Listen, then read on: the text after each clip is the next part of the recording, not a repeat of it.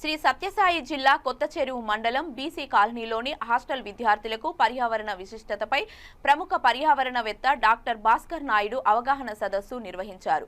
ప్రకృతి సహజ వనరుల ప్రాముఖ్యతను తెలియజేస్తూ లక్షల ఎకరాలలో అడవులను కాల్చివేసుకోవడం వల్ల జరిగే నష్టాన్ని వివరించి చెప్పారు. అడవులను ప్రకృతిని కాపాడటంలో విద్యార్థులు నడుం బిగించాలని, బాధ్యతగా సమాజంలో తన వంతు పాత్ర పోషించాలని ఆయన తెలియజేశారు. ఈ కార్యక్రమంలో national human rights culture and national development organization జిల్లా ఉపాధ్యక్షులు బెల్లం సాయి అనుదీప్, శ్రీహాన్ హాస్టల్ వార్డెన్ పాల్గొన్నారు. మీరందరూ సార్ చెప్పినట్టు బాగా అన్ని చెట్లు పెంచి బాగా పర్యావరణాన్ని కాపాడాలి. నాకు ఇప్పుడు ఈ క్లాస్ విన్నందుకు బాగా ఆనందంగా ఉంది.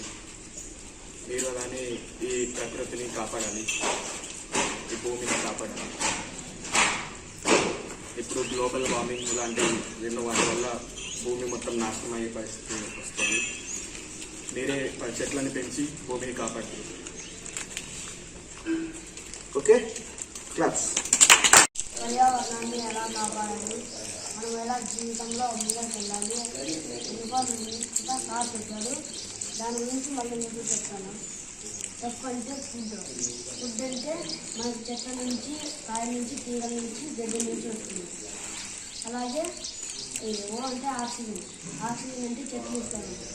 ఆ ఊరికి తీసుకొని మనం మళ్ళీ కార్బన్ డైఆక్సైడ్ వదులుతున్నాం. అవి ఉండడం వల్ల మనం బాగా బతుకుతున్నాం కాబట్టి చెట్లను బాగా కాపాడాలి. ఆర్ అంటే రెయిన్ఫాల్ ఉంటేనే మనకి వర్షం పడుతుంది అని సార్ దాని గురించి కూడా చెప్పారు.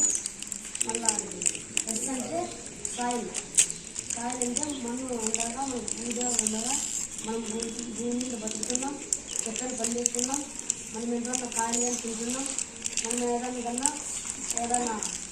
ఇల్లు కానీ దాని మీద భూమి మీద కట్టి ఉంటున్నాం.